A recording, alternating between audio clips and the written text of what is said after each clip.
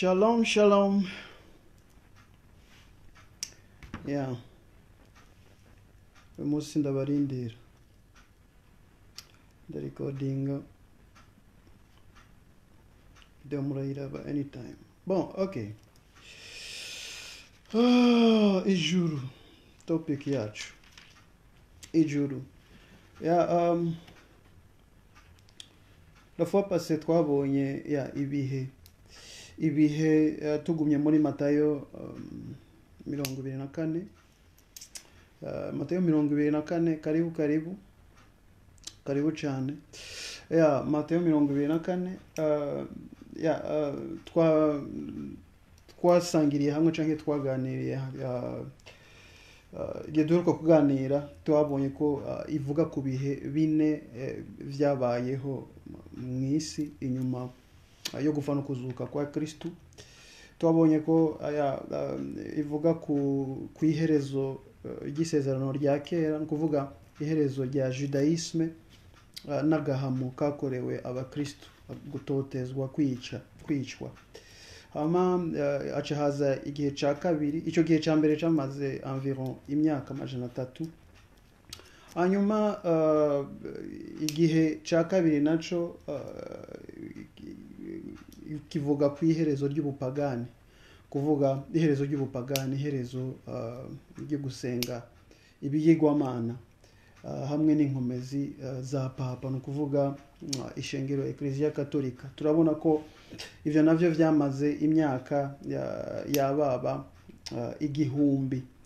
Igihe ca gatatu ni umwidegemvyo w'idini, igihe umwidegemvyo w'idini, kuvuga ivyo navyo twabonye ko vyatanguranye neza na neza ku mugaragaro, vyatanguranye n'amasezerano ya Westphalia yatanze uburenganzira umwidegemvyo wo kwihitiramwo idini, ibintu nk'ivyo bitangurana na protestantisme. So uyu munsi naho nifuje ko turabira hamwe ibi bihe nyene bibiri vya mbere, ibihe bibiri vya mbere, no kuvuga iherezo ry'isezerano rya kera n'agahamo k'abakristo, iherezo ry'ubupagani n'inganji y'ishengero, kuvuga Ecclesia Katolika itegeka, ifata rodesu, ija hejuru. Tubirabe mu vyahishuriwe Yohana. Mu vyahishuriwe Yohana turabisanga mu gice ca gatandatu. Mu gice ca gatandatu n'igihe umwagazi w'Imana yamenagura ibimenyetso vyari bimatanije ca gitabo yakura mu kuboko kuvyagiye kuri ya ntebe. Ikimenyetso ca mbere kimenye hano, igice ca mbere ca kino gice ca gatandatu ahanini kivuga kubagendera ku mafarasi bane, kuko ivyabaye vyose no kuvuga ni vyakozwe n'abagendera ku mafarasi bane. Hari ama video nigeze gukora kuri YouTube,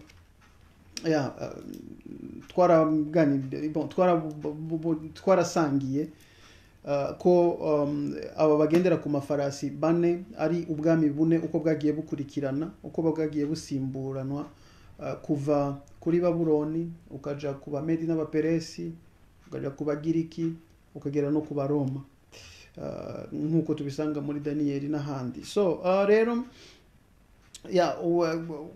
hano iki gihe ca mbere kivugwa no muri Matayo 24, igihe baciherezo ry'ubupagani, gushiraho iherezo ry'ubupagani, tugisanga ku kimenyetso ca kane, kuvuga wera ku murongo w'indwi. Igice ca gatandatu cy'ivyahishuriwe Yohana umurongo w'indwi. Umurongo w'indwi uravuga ngo, kandi amenye ikimenyetso ca kane kimatanije ico gitabo, numva ijwi ry'ikigira kane vya binyabugingo bine, karibu. Numva ijwi ry'ikigira kane mu binyabugingo kiti, ngwino. Umurongo w'umunani, mbona ifarasi ibenjutse, kandi uyicayeko yitwa Rupfu, kuzimu nawe aramukurikira. Bahabwa ububasha ku kigira kane c'isi, ngo babicishe inkota n'inzara n'urupfu, n'ibikoko vyo ku isi. Uyu agendera ku ifarasi ya kane, ni umwami wa kane, ni ukuvuga umwami w'umuroma, ni Roma, ni ubwami bw'abaroma, kandi nibwo bwami Kristo yavutse ku ngoma y'abaroma. Uyu rupfu ni ubwami bwakurikiye, icyo ni iyindi topic tuzoyija ko mu nyuma.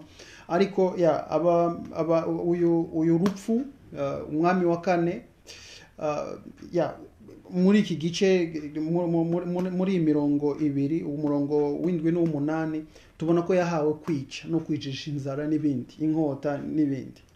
So ivyo navyo twarabibonye ahanini kubitwenteresa, kubituraba ku iherezo ry'ubupagani.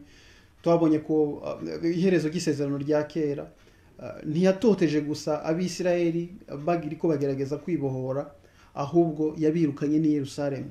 Roma yirukanye abayuda i Yerusalemu, basubiyeyo nejo mundi, kuvuga ngo yarabadestabilije, abirukana i Yerusalemu, ashiraho itegeko mu Roma, mvuze muri rusangi, ari kuri empereur runaka, ni mu kinjana ca kabiri, ashiraho itegeko ko atamuyuda yemerewe guhonyoza ukuguru i Yerusalemu. Ya ngoro irasenywa, irasamburwa, isambuwe mu kibanza cayo bubaka iyindi ngoro y'ikigirwamana, kuvuga ikizira c'ubuyobe. Deja ubwami bw'abaroma deja bwari ikizira kuri Isirayeli, kuko bwari ubwami bw'abapagani kandi butegetse bukomeye. So ico ofete ni aho ni iherezo, nimba novuga uyu mwami niwe yashizeho iherezo ku isezerano rya kera, ku bubasha yari yahawe bwo kwica. Karibu cyane Sophie. Voilà. Hanyuma tuca tubona ububasha bw'ishengero, cyangwa se ububasha bwa papa. Ivyo twabonye muri Matayo 24 ku murongo w'9. Twarabibonye hano vyavuzwe mu buryo bw'izuba. Nongera ndasubiramwo nti twebwe uyu munsi tuvuze izuba ntitubitahura cyane. Uwo bibaza abari bariho mu gihe ca Kristo. Izuba cari ikintu gikomeye cyane, kuko yari imana isengwa n'abahambaye b'ico gihe. Wanashaka nabigereranije na Amerika uyu munsi, kuko murabona umuco w'abanyamerika, hip hop n'ibindi, n'ibintu vyiganje cyane, abantu barika imico yabo bakabikurikira. Rero n'igihe c'abaroma nabo niko bari bakomeye ku buryo n'uwabafise ubwene gihugu bwabo yavyirata. Mwibuke Paulo ariko arigisha, yaravuga ati ntaco mundusha, kuvyo kuba umuroma nabuguze igiciro kinini. Kuvuga abantu bari bafite amafaranga mu gihe ca Kristo, baratanga amafaranga yabo menshi cyane kugira ngo bigurire ubwene gihugu bw'umuroma, kuko kuba ufise ubwene gihugu bw'umuroma ico gihe byari ibintu yari class, kandi waba uri protege ku bintu byinshi cyane. Ntiwapfa gucirwa imanza ahariho hose, ntiwahangagwa yari immunité. Biri mu vyaheshejwe uburenganzira Paulo kuva muri Yerusalemu akaja kuburanira i Roma, kuko yari afise ubwo bwene gihugu. Yakize kuvuga ko ari umuroma, abaca baratinya. Urumva rero Roma ico gihe, reka twigiranye na Amerika, Uburayi uyu munsi, ku bihugu bikiri mu nzira y'amajambere. So rero Roma naho yategeka mara abapagani, kandi ico basenga i Roma, imana yasengwa kuruta izindi zose ryari izuba. So rero hano muri Matayo 24 ku murongo w'9 havuga izuba ko ryirabuye ntiribe ricaka umuco waryo. Kuvuga hageze kuvuga ko iherezo ry'isezerano, iherezo ry'ubupagani. Ariko reka tumaze turabe kwanza ku Gahamo. Agahamo hano kavugwa muri Matayo 24 ku murongo w'9, niko twabonye la fois passée. hano mu vyahishuriwe Yohana naho mu gice cya gatandatu kavugwa kuva ku murongo w'icenda kugera ku murongo wa 11. Umurongo w'icenda w'iki gice cya gatandatu kugera ku murongo wa 11, aho yamenye ikimenyetso cya gatanu kibimatanije ca gitabo yari yakuye mu kuboko kw'ivyagiye kuri ya ntebe. Aravuga ngo kandi amenye ikimenyetso cya gatanu kimatanije ico gitabo, mbona munsi y'igicaniro impwemu z'abishwe babahora ijambo ry'Imana no gushinga intahe bari bafise. Batakambisha ijwi rirenga bati databuja wera w'ukuri, uzogeza ryari kudaca amateka no kuduhora abari mw'isi amaraso yacu. Ngo munsi y'igicaniro haciye haboneka impwemu z'abishwe bahogwa ijambo ry'Imana. Umva kagahama ibi bihuye exactly no muri Matayo 24 ku murongo w'icenda. Hano ni muri Yohana, mu vyahishuriwe Yohana igice cya gatandatu uhereye ku murongo w'icenda ukageza ku wa 11. muze gusoma. Babwiwe kurindira, baba barambitswe amakanzu yera, mbwiwe kurindira gatonyi kuko agahamo kari kagikogwa ngo gushika igihe igitigiri ca bene data nabo bazishwa kibanze gikwire. So rero reka tuje rero kwiherezo ry'ubupagani naryo. Iherezo ry'ubupagani nkuko twavuze mu vyahishuwe muri Matayo 24 ku murongo wa 29 bivugwa n'izuba n'ukwezi bitari bicaka umuco wabo. Hano mu vyahishuriwe Yohana naho igice cya gatandatu niho tukiri ku murongo wa 12 avuga ko ngo kandi mbona amena ikimenyetso amena cya gatandatu kimatanije ico gitabo, isi iratigita cane, izuba ngo izuba ririrabura nk'igunira ry'ubwoya, ukwezi kose guhinduka nk'amaraso, inyenyeri zo kwijuru zikorokera hasi nk'uko umusukoni uzungagizwa n'igihuhuta ugakunguta insukoni zawo zitararunguriza. Bon, enfin hano mubandanye musome gushika ku murongo wa 12 gushika ku wa 17. Hano mubona ngo izuba ririrabura nk'ubwoya bwigunira, ukwezi guhinduka amaraso. Muri Matayo 24 ku murongo muri Matayo 24 ku murongo w'icenda ku murongo wa 29 havuga ivyo nyene vyo kwirabura, izuba gucura umwiza, ukwezi nikube kucaka umuco wako hamwe ngo reka umuntu awusome murabe uhuye neza cane n'uyu murongo w'icenda n'uyu murongo wa 12. Iri somo ryo mu vyahishuriwe Yohana igice cya gatandatu kuva ku murongo wa 12 gushika ku wa 17. Matayo 24 umurongo wa 29 havuga ngo nyuma yayo marushwa, nukuvuga abicwa bamaze kwicwa, za mwemu z'abishwe bahogwa gushinga intahe bari bafise bahogwa ijambo ry'Imana, ngo hanyuma yayo marushwa y'ico gihe uwo mwanya izuba rizocura umwiza. Umva hano muri Matayo 24 yabivuga nyene nk'ibitaba yari imburi, avuga ngo izuba rizocura umwiza, n'ukwezi ntikuzoba kucaka umuco wako, n'inyenyeri zizokoragurika. Bon, sinirwa twarahasomye la fois passée, ariko murabona ko byongeye kwirepeta hano mu vyahishuriwe Yohana igice cya gatandatu umurongo wa 20 umurongo wa 12 gushika ku wa 17 havuga neza hati izuba ririrabura nk'igunira ry'ubwoya, ukwezi kose guhinduka amaraso, inyenyeri zo kwijuru zirakoragurika.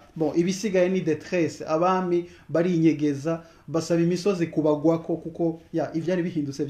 Ivyo navyo twarabibonye, ukwezi izuba kuba ritari ricaka, no kuvuga ryatakaje agaciro karyo, kuko abahambaye bo mu gihugu, bo mu bwami barivuye ko batari bakirisenga, bahindukiriye Imana rurema yaremye ijuru n'isi, inyanja n'amasoko y'amazi. Hanyuma ivy'ubutegetsi nabwo bwa papa, kuvuga urumva paganisme iravuyeho, iyo ni intango, hahita hatangura procedure nshasha, kuvuga abari abakristo urumva sinzi niba novuga ngo baracerebra, baronsa agahengwe ko gusenga ku mugaragaro. Ikintu yakoze cya mbere Constantino nugusinya umwidegemvyo w'idini, abakristo basigara basenga ku mugaragaro badahamwa, atagahamo gahari. Hanyuma ivyakurikiye tubibona mu gice c'indwi c'ivyahishuriwe Yohana. Mu gice c'indwi c'ivyahishuriwe Yohana uhereye ku murongo wa mbere ukageza ku murongo wa 17. Sindayisoma iyo mirongo yose, ariko reka nsome imirongo mikeyi ishobora kudufasha muri aka kanya, ibindi muze kuvyisomera. Ku murongo w'indwi vyahishuriwe Yohana uhereye ku murongo wa mbere haravuga ngo, hanyuma y'ivyo mbona abamarayika bane bahagaze ku mfuruka, abamarayika bane bari bahagaze ku mfuruka bafashe imiyaga ine muri make. Hanyuma umurongo wa gatatu aravuga ati ntimugire icyo mugira isi canke ikiyaga, mwebwe bashaka konona isi, guteza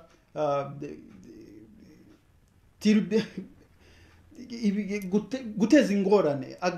Ibyabaye vyategezwa kubaho, vyari vyarahanuwe, muri make vyagejeje isi kuri règne ya Charlemagne. Turaza kubibona Charlemagne, turahagera.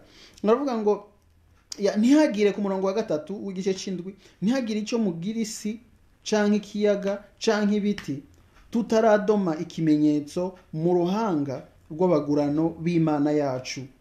Numva igitigiri c'abadomwe ikimenyetso ngo ni 144. Iryo somo murarizi. Abadomwe ikimenyetso ngo c'Imana n'abantu 144. Aha narigeze kubivuga inshuro nyinshi cyane, sukuvuga ngo ni gitigiri 144, ahubwo ni imvugo ngereranyo yo muri rino hishurirwa igaragaza justice y'Imana, ko ata nkunzi yabayemwo, Imana yaciye urutabera. Mu yandi majambo hose mu miryango kuri 12 ya Israeli havuye igitigiri kingana, atakarenganyo karimwo. Ni justice, ni imvugo ngereranyo yo kugaragaza ubutungane bw'Imana, ubutabera, ko hatabayeho gupendereya. So hano hari ikintu rero sinzi niba novuga controversial umuntu ariko aravuga, kuko iki kimenyetso ngo ku ruhanga sinzi harabakirindiriye ukundi kuntu, harabagisigura ukundi kuntu. Naravuze abafise amadoktora ni benshi cyane, abanonosoye bino bintu ni benshi cyane, babifitiye impamyabumenyi, impamyabushobozi et tout console. Ariko hano iki kimenyetso twavuze deja umva ni iherezo ry'ubupagani. Icakurikiye papa amaze kuvuga umwami w'umuroma amaze guhindukirira Kristo, icakurikiye ni ekleziya abavuga umubatizo wo ku ruhanga. Abavuga umubatizo wo ku ruhanga bavuga ko watanguriye kuri uwo mwami.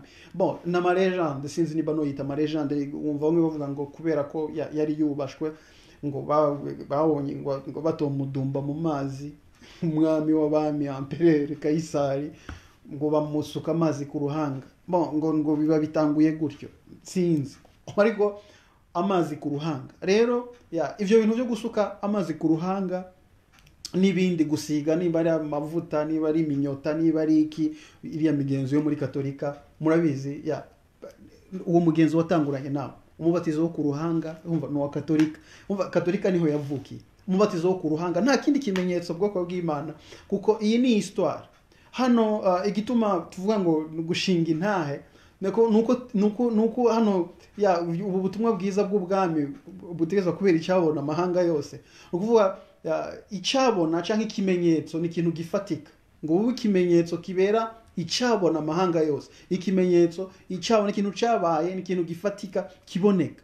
So rero mu bifatika n'uriya mubatizo wo ku ruhanga abakatolika babatiza watanguye icyo gihe après x temps umwidegemvyo wo gusenga ubayeho, katolika ivutse, nabijya bindi byose, niba ari gusiga iminyota, niba ari gusiga amavuta y'imibaramba ku gahanga et tout consort. Donc rero ni iki kimenyetso ku ruhanga, no kuvuga umubatizo ngo tutaradoma ku ikimenyetso ku ruhanga ngo bagurano b'Imana yacu. Ico gihe ababatizwa gutyo bose bitirirwa Kristo, bitwa abakristo. So ivyo rero bimaze kuba, yamuze gusoma igice c'indwi gushika ku murongo wa mbere gushika ku murongo wa 11. Ibikurikira vyose ikimenyetso c'indwi kimenetse, ukuvuga ni detail ntazonjamwo uyu munsi, peut-être tuzoronka umwanya wo kuzijamwo. Ni detail y'ivyabaye vyose uhereye muri make kuri kugushingwa kwa eklezia, kugwa kwa Roma nk'ubwami, gutembagara, gutsindwa, kuvaho kwa Roma nk'ubwami, gushika ku mwami Charlemagne, umwami wa mbere yiswe umwami wa Roma ntagatifu, Holy Roman Empire.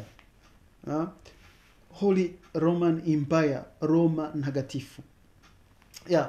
Rero ufite ko ibikurikira vyose guhera ico gihe ni protokole zabayeho, n'ingwano zagiye zibaho, n'ivyago vyabayeho, n'ibiki vyabindi vyose twita ibisanzwe. Bon, ntavyo nsoma muri aka kanya kuko nzobifatira umwanya wavyo, ariko aho vyaganisha niho nshaka gusoma gusa. Nukuvuga ivyo vyose resultat yavyo, nukuvuga ico vyari bihatse, imbuto vyategerezwa kwera, tuyisanga mu vyahishuriwe Yohana igice ca 11 uhereye ku murongo wa 15 ukageza ku murongo wa 19. Kuko amenye ikimenyetso kigira indwi, haca hatangura ivy'inzavya indwi, abamarayika indwi n'inzavya ndwi, n'inzamba ndwi, n'inzamba ndwi. So rero ivyabaye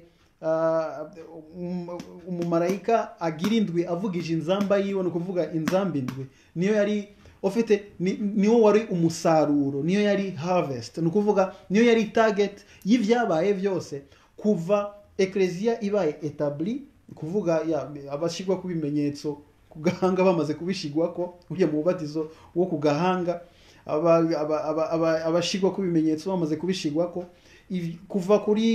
kuva rero eklezia ibaye etabli, ibaye eklezia, ivyabaye vyose vyaganisha ku vyabaye karibu safi, vyose vyaganisha ku vyahishuriwe Yohana igice ca 11 uhereye ku murongo wa 15 ugeza ku murongo wa 19.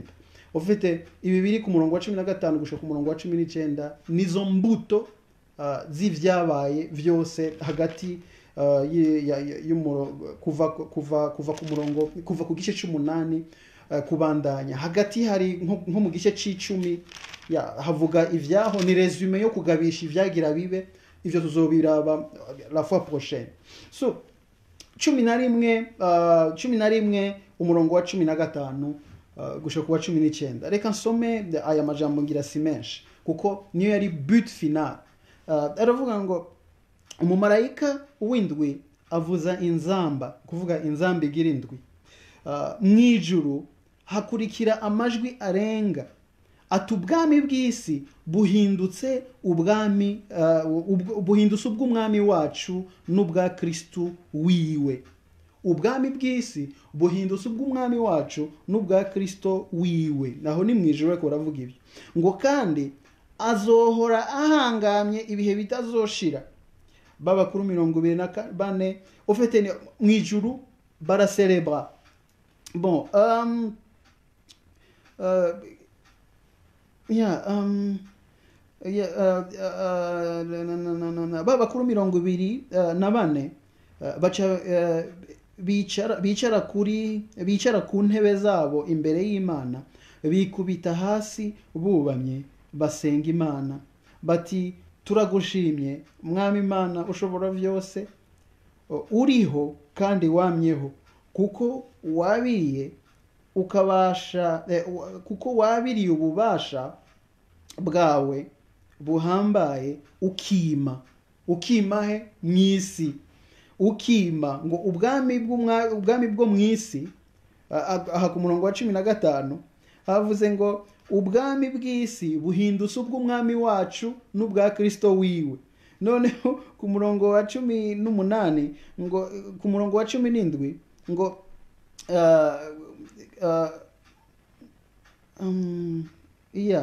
ku murongo wa 17 haravuga ngo wamyeho kuko wabiriye ububasha bwawe buhambaye ukima. Umurongo wa 18 ngo kandi amahanga araraka uburake bwawe ngo buraza, igihe cyo gucira kw'amateka abapfuye kirashika. Umva bariko basubiramwo ivyabaye, ni kuvuga vyago byose bimwe byo kuri inzamba zagiye zivuga, ni kuvuga protocole ngo amateka arashika. Bo hano navuze iyi nzamba igirindwi ni sifflet finale cyangwa se kuvuga muri make ivuga ivyashitse kuri ntuze kuri Charlemagne. En fait inyuma yo kugwa kwa Roma, Charlemagne niyo yakoranije abantu, yongeye gukoranya sinzi niba novuga uburaya, abuhuriza hamwe, kandi aho yigarurira hose, ni kuvuga aho abaje munsi y'igitutu ciwe bose yabategeka kuba abakristo.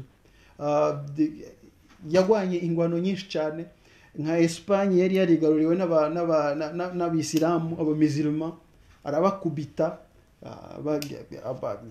Abanya Espagne bahindura abakristo ku nguvu. Agwana n'abasaxon, yamaze imyaka irenga 30 agwana iyo ngwano yo kuhuriza hamwe abanyaburayi, no abahindura abakristo. Hari nk'ibyo bita massacre ya Verden, niba ari Verden,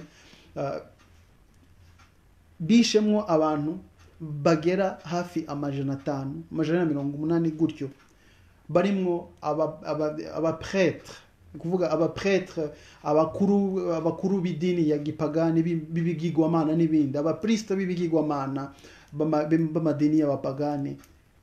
Ufite nko gutanga karorero, Charlemagne yarazwiho kutagira ikinya. Bon, Charlemagne agirwa umwami wa Roma ntagatifu na papa, uwo bita Papa Leon, niba nibuka neza, wakangahe sinibuka, amugira umwami wa Roma ntagatifu ahari ku munsi wa Noheli. Ufite Holy Roman Empire niyo yabandanije sinzi niba novuga ngo iza gusambuka mu kijana ca 17 mu gihe ca protestantisme. So rero uyu munsi wanashaka ishengero risa n'iryitandukanya na Charlemagne, ntibanarishaka no ishengero nashaka Katolika rikagaragaza nkaho ritumva ukuntu bamugize umutagatifu, ibintu nk'ivyo, kandi urumva byarabaye yeje yamaze kuba bamushize mu batagatifu. Ni umwami wa Roma ntagatifu wa mbere. Ni byinshi cyane. Uyu munsi hari imvo nyinshi zishobora gutuma ishengero risa n'iryegera inyuma, ivyo navyo tuzobibona kuko ubu turi mu yindi periode sinzi niba novuga yo kwerekana iyindi sura, muri make periode sinzi niba noita y'uburyarya canke ya diplomasi, nimba ariko tubivuga, reka dufate ngo turi muri periode ya diplomasi. So rero bwoko bw'Imana ngivyo ivyahishuriwe Yohana, murabona ko bihura neza n'ivyo muri Matayo 24 biriya bihe bibiri, igihe ca mbere gukugwaho kwa kwisezerano rya kera n'agahamo dusanga muri Matayo igice ca 6 ku murongo kuva umurongo w'indwi n'8 uvuga nyine umwami wa kane ivyo peut-être umuntu azobigaruka ko ariko nabivuze umwami wa kane nawe ni umwami w'umuroma batatu ba mbere ni Babuloni abamedi n'abaperesi abagiriki uwa kane uri agendera kuri ya farasi hamenywe ikimenyetso cya kane hari hamenywe icya kane icya gatatu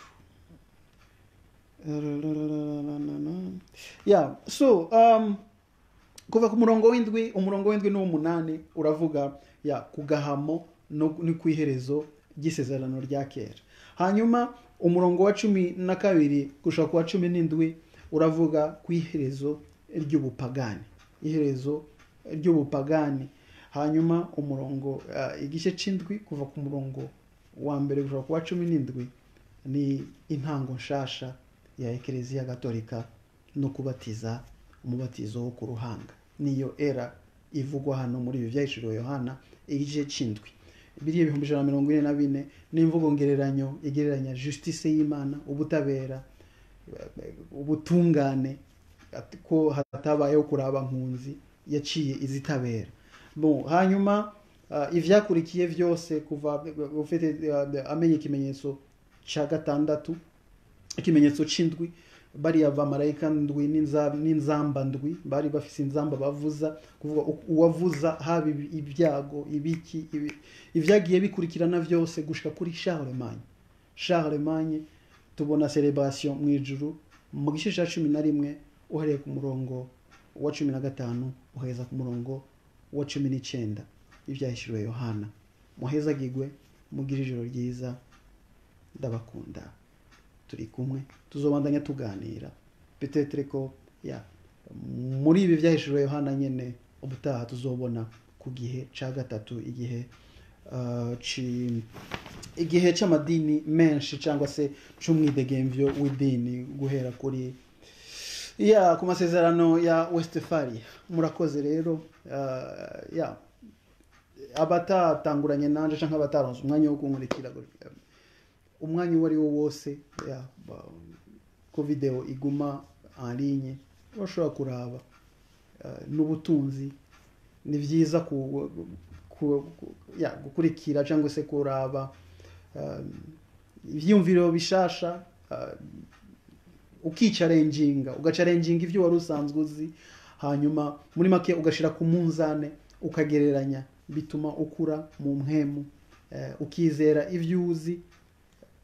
Hageze gushirwa ku munzane ugasanga ushitse, kuko ubwami bwacu subwabaswa oya, ahubwo ijambo riravuga ngo nukurondera ivyo ubwami bw'Imana, ngo nukubirondera nk'urondera inzahabu, ubutunzi bunyegejwe. Abarondera za diama barimba, gufata umwanya ukiga ugasoma ukabaza. Ubwami bw'Imana subwa emotion, sibigumbagumba gusa. Kumwe tukira abana batwereka filime ya Yesu, bakubita umusumari nawe ukumva kugiyemo, maze ivyo bigatuma ukorora amosozi, aho kera ngo wageze mu mpemu ngo wageze mu mwuka, ukaba wihanye vyaheze. Ofete c'est pas ça. Ubwami bw'Imana burenze emotion, no gukurikirana no kwiga ugatahura. Muhezagirwe, turi kumwe kandi tuzobandanye tuganira.